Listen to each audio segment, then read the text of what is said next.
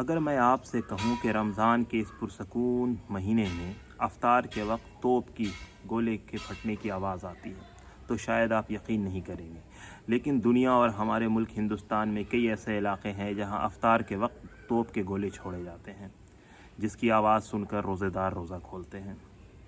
یہ رواج کب شروع ہوا اس کی ایگزیکٹ جانکاری نہیں ہے، لیکن جہاں تک بات ہندوستان کی ہے تو ہندوستان میں جو سب سے مشہور جگہ ہے جہاں آج بھی توپ کے گولے چھوڑے جاتے ہیں تو وہ مدھیہ پردیش کی راجدھانی بھوپال سے 40 کلومیٹر دور رائے سین نامک علاقے میں آتی ہے۔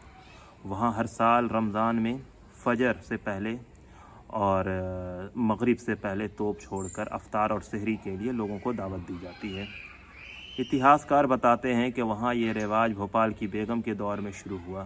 رائے سین بھوپال اسٹیٹ یعنی بھوپال ریاست کا حصہ ہوا کرتا تھا اس زمانے میں، آج ایک الگ ضلع ہے۔ اس کے علاوہ ہندوستان میں اور بھی کئی ایسے علاقے ہیں جیسے اجمیر ہو گیا راجستھان کا، ٹونک ہو گیا، یہ بھوپال شہر خود ہو گیا۔ اس کے علاوہ اور بھی دیگر کئی علاقے ہیں جہاں پہ توپ چھوڑ کر توپ کے گولے کی آواز سن کر روزے دار افطار کرتے ہیں۔ اس کے علاوہ عرب کے کئی ملک یعنی UAE یونائٹڈ عرب امارات، سعودی عرب، فلسطین، لیبیا، مصر، قطر، کویت میں توپ کے گولے چھوڑ کر لوگوں کو افطار کھولنے کی دعوت دی جاتی ہے۔ اس کے علاوہ ٹرکی میں بھی توپ چھوڑے جاتے ہیں۔ اس کے علاوہ بلکان کا جو علاقہ ہے وہاں پہ بھی توپ چھوڑ کر لوگوں کو افطار کھولنے کی دعوت دی جاتی ہے۔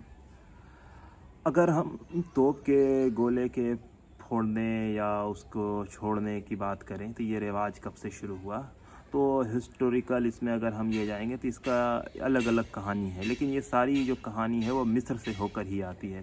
کچھ لوگوں کا یہ ماننا ہے کہ سلجوقوں کے دور میں یہ شروع ہوا ہے، تو کچھ لوگ اسے مملوکوں سے جوڑتے ہیں۔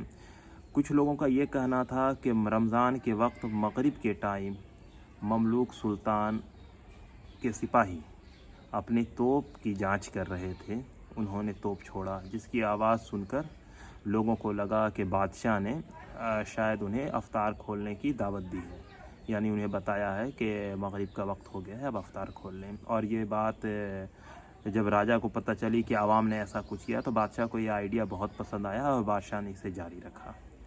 اس کے علاوہ دوسرا اکاؤنٹ ہے، وہ ہے 19ویں صدی کی شروعات میں جب محمد علی وہاں کے گورنر تھے مصر کے، تو ان کے دور میں بھی یہ بات آتی ہے کہ وہ بھی جرمنی سے آئے ہوئے توپ کی جانچ کر رہے تھے مغرب کے ٹائم۔ ٹھیک ایسی ہی کہانی ان کے ساتھ ہے کہ لوگوں کو لگا کہ یہ ان کو دعوت دی گئی ہے۔ اور تیسری کہانی 19ویں صدی کے مڈل کا ہے، جب اسماعیل مصر میں حکومت کرتے تھے تو اس وقت مغرب کے وقت انہوں نے توپ چھوڑا، تو یہ آئیڈیا ان کی بیٹی کو بہت پسند آیا کہ عید کے ٹائم اور رمضان کے ٹائم افطار کے وقت لوگوں کو توپ چھوڑ کر افطار کرنے کی دعوت دی جائے، اور بادشاہ نے اپنی بیٹی کی بات مان لی اور وہ مصر کے کلچر کا حصہ ہو گیا۔ اس کے بعد مصر کے قلعے سے ہر سال توپ چھوڑ کر لوگوں کو افطار کی دعوت دی جاتی ہے کہ افطار کر لیں۔ اس وجہ کر اس توپ کو فاطمہ کینن کے نام سے بھی جانا جاتا ہے۔ کئی جگہ اگر ہم گوگل پہ یا کتاب میں سرچ کریں تو فاطمہ کینن کا ذکر مل جاتا ہے۔ عربی میں اس کو مدفع الافطار کہتے ہیں، مدفع کا مطلب توپ یعنی ٹینک ہوتا ہے، کینن کہہ سکتے ہیں۔ تو اس کا جو ہسٹوریکل جتنا بھی ریسرچ کر رہے ہیں یہ ساری بیک گراؤنڈ مصر کے آس پاس سے ہی جا کے ملتی ہے۔ اور ہندوستان کی بات کریں تو ہندوستان میں جو ذکر ہوتا ہے وہ مغلوں کے دور میں ذکر ہوتا ہے، کیونکہ ہندوستان میں جو توپ کا کلچر ہے وہ مغلوں سے پہلے نہیں آیا ہے۔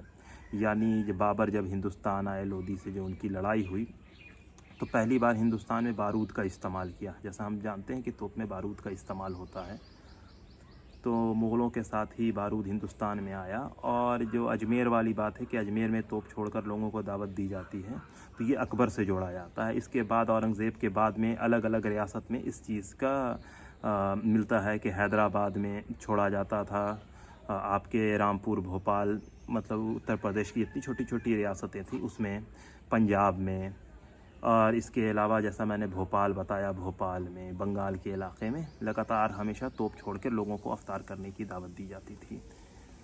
इसके अलावा जो बहुत सारे जो कल्चर है रमज़ान में होते थे वो धीरे धीरे ख़त्म हो गए। तो ये कोई मजहबी फ़रीज़ा नहीं था कि मज़हब में ऐसा कुछ है तोप छोड़ना, ये असल में एक कल्चर का हिस्सा बन गया।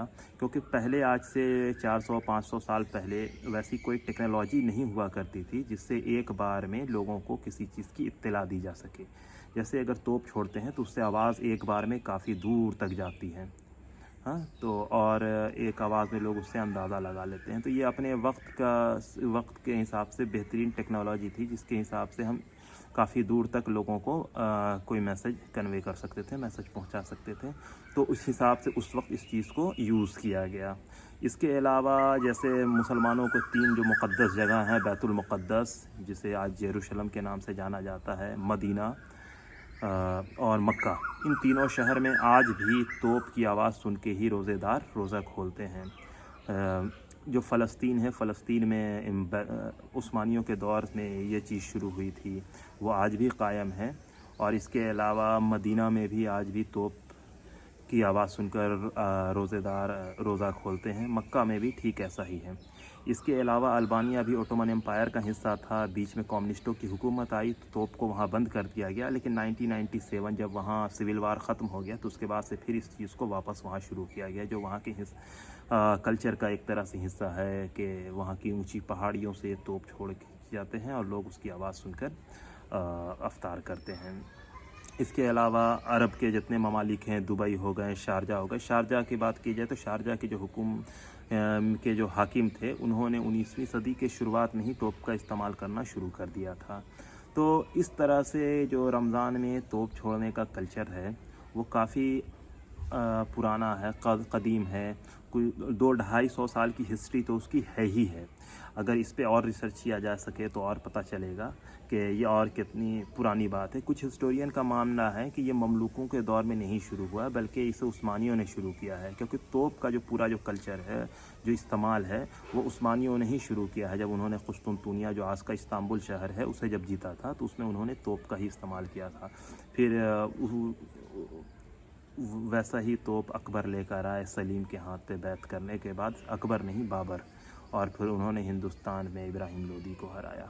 तो ये जो तोप का जो पूरा कंसेप्ट है उसका मकसद सिर्फ ये था कि ज़्यादा लोगों तक एक बार में आवाज़ पहुंचाई जा सके, एक मैसेज कन्वे किया जा सके। तो इस तरह के बहुत सारे रिवाज हैं जो मजहबी नहीं हैं, लेकिन वो एक कल्चर का हिस्सा है जो रमज़ान में होते हैं।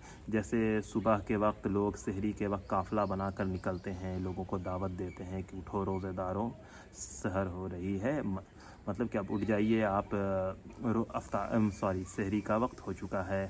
तो ये कल्चर का हिस्सा है जहाँ पे काफ़िला निकलता है। कई जगह लोग ढोल लेकर निकलते हैं।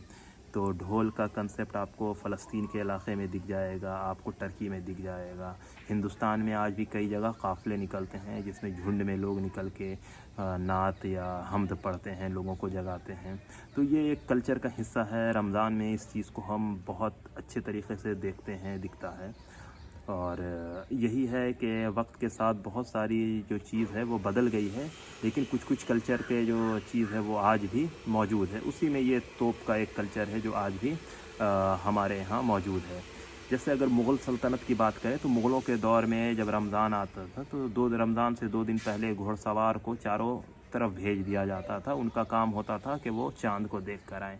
उसके बाद वो चाँद देख के आते थे, वो काज़ी के सामने इस चीज़ की शपथ लेते थे कि उन्होंने इस चीज़ को देखा, चाँद देखा। तो उसके बाद बादशाह जो थे तो बादशाह सलामत ऐलान करते थे। उसके अलावा मिठाइयाँ बाँटी जाती थी और पूरे शहर में ढोल बजा, नगाड़े बजा के लोगों को ऐलान किया जाता था कि रमज़ान का चाँद देखा गया। इसके अलावा 21 तोप या 11 तोप की सलामी दी जाती थी जिससे लोगों को पता चल जाता था कि रमज़ान हो गया। ठीक ईद में भी ऐसा ही होता था। तो ये एक कल्चर का हिस्सा था जो वक्त के हिसाब से बदलता गया। आज हम मोबाइल में हर चीज़ देख के अंदाज़ा लगा लेते हैं। जब पहले मोबाइल या घड़ी नहीं था तो हम तोप का इस्तेमाल करते थे।